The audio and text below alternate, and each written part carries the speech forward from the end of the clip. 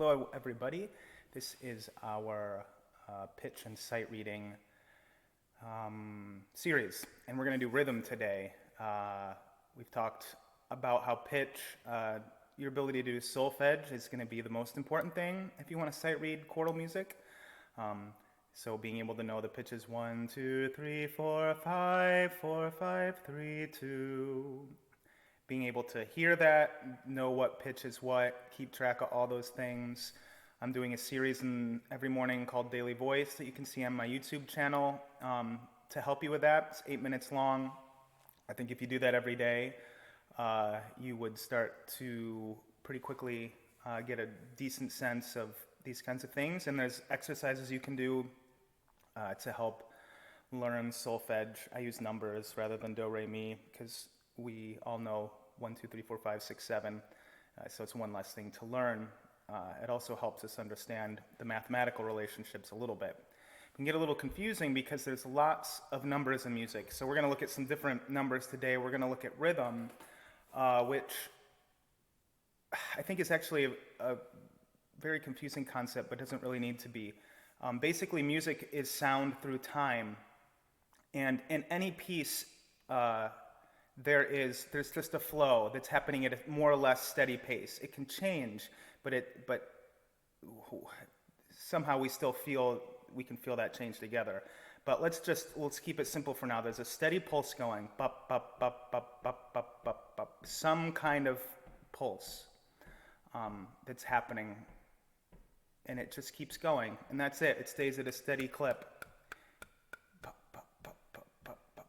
And then that's how we're measuring this music, the sound moving through time, is we notice that there's this pulse, and then we map all of the musical things that are happening on this kind of spreadsheet, this linear graph of da da da da da da da da da da da da da, if that makes sense. Musicians use a lot of math, but it's really simple math. We don't like math that much in general. In rhythm, there's only 2s and 3s. So things get broken up either in 2, like this, 1 and 2 and bup, bup, bup, bup, 1, 1, 2, 1, 2, 1, 2, 1, 2, or 1, 2, 3, 1, 2, 3, 1, 2, 3, 1, 2, 3, 1, 2, 3, 1, 2, 3, 1, 2, 3. That's it. That's all music has some kind of underlying pulse that's either, you can break up into 2s or 3s. We're not going to mess with 3s because 3s are a little more complicated because we relate very well to 2. We have 2 hands, we have 2 legs. This is a very relatable number for us to use as musicians with our bodies. So we're just going to start with 2. And what I mean, so there's a pulse, right? There's some kind of quick pulse going on underneath, and then we're going to break that up into sets of 2s. So if it's this, bup, bup, bup, bup, bup, bup, bup, bup, bup, bup, bup, bup, 1, 2 on 1, 1, 1, 1, 1, 1. So there's 2 going on in my left hand, and my right hand, and bup, bup, bup, bup, bup, bup, bup, bup, bup, bup, bup, bup, bup, bup, 1 and 2, 1, 2, 1, 2, 1, 2, 1, 2. And that's it. And then music, rhythm is just how we break things up. So then it's just halves. It's just 2s. That's all you got to deal with math-wise. So that's the first way we can break it up. 1, 2, 1, 2, 1, 2. Or we can double it again and go 1, 2, 1, 2, 1, 2, 1, 2, 1, 2, 1, 2. Or double it again and go 1, 2, 1, 2, 1, 2, 1, 2, 1, 2, 1, 2, 1, 2, 1, 2, 1, 2, 1, 2, 1, 2, 1, 2. Or you can double it and then do a half. It's something like this: 1, 2, 1, 2, 1, 2, 1, 2, 1, 2, 1, 2. But that's it. It's all just 2s, at least in the musics that are divisible by 2. Most are divisible by 2. Some really great music the world is divisible by 3. We'll get to that eventually. But if you can understand it in the sense of 2s, the 3s will be just as easy because it's just a matter of thinking in 3s instead of 2s. So we're going to look at some music and see what in the world I'm talking about here. So this is a hymn from the 1982 hymnal, the Episcopal hymnal, I Sing the Almighty Power of God. I believe that it's an English folk tune that got set to a probably 19th century text, I'm guessing. In any case, if you take a look, I want to see, I hope that you can see my mouse. It looks to me like you can. I'm going to try to use it to point, and if you can't, I'm sorry. I still haven't quite figured that out for certain yet. So if we start I sing, so you see after I, there's this little bar that goes across the 5 lines of the treble clef. And then after that you have sing the Almighty, and then there's another bar. So these bars are how we're measuring these groups of twos. And these notes, you see how each of these notes is what we call a quarter note. It is a black note that's it's just filled in. It's just a circle. And that, in this particular piece, the underlying pulse is 2. So each of these quarter notes is worth 2 of the fastest underlying pulse. So between these 2 lines, these 2 measure things, you can count 2 plus 2 plus 2 plus 2 is 8. So there's 8 beats in between these, 8 of the fastest underlying pulse, which, if you look at Almighty in the alto line, there's these 8th notes, there's the 2 notes, but they have this tie together. That's the fastest underlying pulse in this piece. Bup, bup, bup, bup, bup, bup, bup, bup, bup, bup. So that's, those 2 represent that pulse. Da, da, da, da, da, da. And these other notes, the quarter notes, they represent just the doubling of that. 1, 1, bum, bum, bum, bum, bum, bum, bum.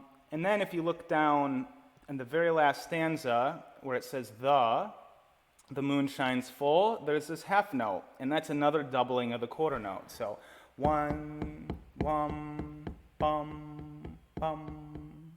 So what I'm trying to get you to see here is that all music has an underlying pulse, and all of these rhythms, they're just a way to map, it's like using math to understand how to break this up in a way that sorts the underlying pulse in sets of 2s or 3s. In this case, it's 2s. So we have 8th notes, double that again, you get a quarter note, double that again, you get a half note, and we don't have any whole, but you could double it again and get a whole note. We don't have any of those on here, but we do have, if you look at the end of the first line, mountains rise, a dotted half note. This is a double and a half, so if you start from, it's like 3 quarter notes basically. So the way that we have a way to do, we have the main notes, which are just doublings of each other, from 8th to quarter to half to whole. And then if you want to get something in between, something that it lasts 6 of the underlying pulse, or 3 quarter notes, then you put a little dot. The little dot makes it half as much. So it's like doubling it and then a half of that double. So let's see if we can make sense of this song. You might know it, but if you don't, it shouldn't matter either way. So let's say this is the pulse. We're going to feel this. Bum, bum, bum, bum, bum, bum, bum, bum, bum, bum, bum. So quarters are going to be quarter, quarter, ba, ba, ba, ba, ba, ba. So the first 5 notes are quarters, so they go, I sing the mighty.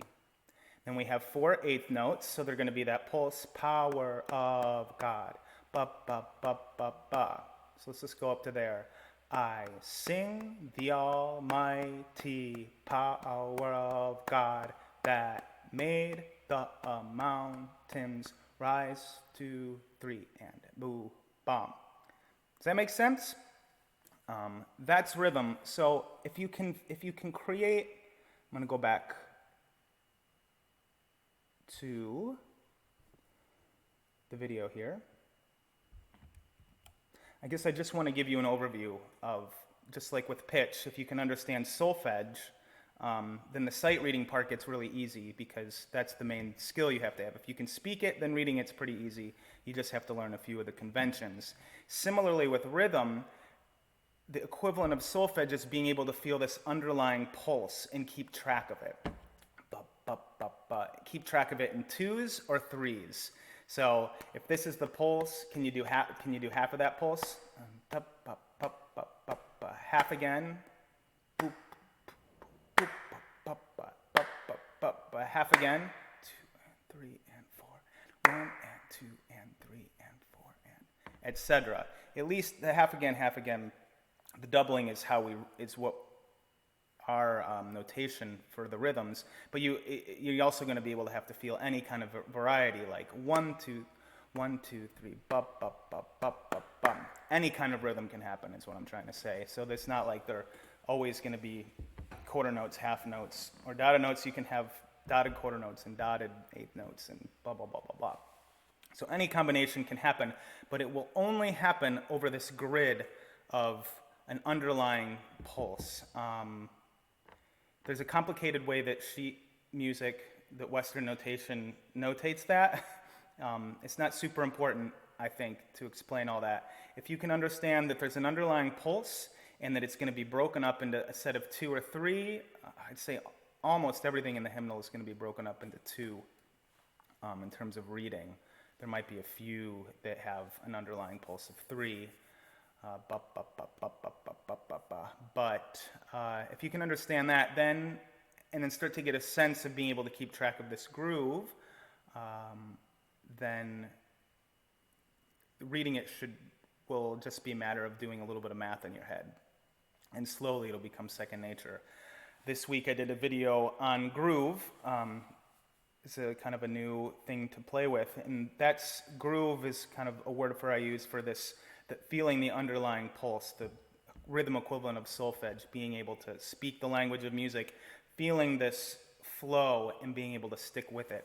So you can practice your pitch with Daily Voice if you'd like, every day. I live stream on my YouTube channel, and you can check out the groove video this week and learn a few more things and practice a little bit with this hymn. But hopefully that gives you maybe a little bit more information about sight reading, about the rhythm aspect. We'll keep learning a little bit each week. Ultimately, you have to practice, and the main thing that you need to practice is solfege and then this feeling of the groove. So I'll keep trying to give you ways to do that. If you do that, everything else, all the technical elements will be simple to understand and put into practice. So I think I'm going to go back and do one thing with pitch. It's only been 12 minutes. You guys can learn a little bit more. So speaking of those technical details, this song, I Sing the Almighty Power of God, we're going to talk about a little bit of pitch. If you look at the key signature, as you see, there's a treble clef and a bass clef, and there's this little thing that looks like a B, a funky B. That's a flat, and there's one of them in this piece, and I think the last piece we did had one flat too, and it means we're in the key of F. There's also minor keys. We're not going to talk about that right now. It's good enough to know this is in the key of F for the moment. And so you can see that I sing, the first beat in the first full measure is an F. So that's our 1.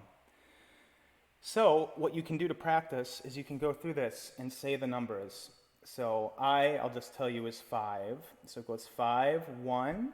Let's try the mouse again. We'll try to bounce. Hopefully you can see it. 1, 1, 1, 2, 3, 2, 3, 4, 5, 3, 4, 3, 1, 2, 2, 1. So if you want to practice, what you do is take a short segment of music like this first line. If you're a very beginner, maybe write the numbers above it to help you. As soon as you start to get some feeling of the music, don't write the numbers anymore because it becomes a crutch. And then go through it a couple times and just say the numbers. Then once you're starting to be able to say the numbers, see if you can say the numbers in time with the rhythm. 5, 1, 1, 1, 2, 3, 2, 3, 4, 5, 3, 4, 3, 1, 2, 2, 1. Once you can do that pretty easily, then try singing the numbers with the solfege. 5, 1, 1, 1, 2, 3, 2, 3, 4, 5, 3, 4, 3, 1, 2, 2, 1. And if you can do that, that's really great because then that's also going to help you with your solfege, being able to speak. So you get 2 and 1. You're both practicing your speaking once you get to that level, and practicing your sight reading. So, key signature, key of F, you see 1 flat, key of F, it means F is 1. And then this, if you want to practice this, there's good practice, there's good ways to practice, and there's not so great ways to practice. But this is a really good way to practice. Start with a short piece of music, start with 1 basic element, just say the numbers. Add a little bit of complexity, say the numbers in rhythm. Do that a couple times until it gets easy. Do each one a few times until you've made some progress. You can do it a little better than you could. It doesn't have to be perfect, but a little better. Then add a little complexity. Do that a few times till it's a little better. Then after you say it with rhythm, so say the numbers in rhythm, then sing the numbers in rhythm. Or you can just sing the numbers not in rhythm to practice just the pitch element. Then sing the numbers with rhythm. So you go through these stages. This is a very good way to practice. And if you can discipline yourself to practice this way, you'll learn much quicker. And just practice a little bit every day. If you can just say, I want to learn how to do this, start with 1 minute a day. Just come, take this piece of music, just go through the thing, spend 1 minute, set your timer at the end of 1 minute, put it away. And then just set a daily timer you do this. And then slowly, maybe if you've done it for a week or two for a minute, then do it for 2 minutes if it's starting to feel easy. But the most important thing is to practice something every day. The amount of time does not matter at the beginning. You have to create the steady, you have to create a groove. Just like we have a music of a groove, you have to create a groove of practice, something that you can do every day. And maybe it's 1 minute, maybe it's 10 seconds, maybe it's 4 minutes. It doesn't matter what it is. But find a time that you can do every day, do it every day, and then slowly build from there. Okay, I'll stop talking. Thank you for watching. I hope this is helpful, and we'll see you later.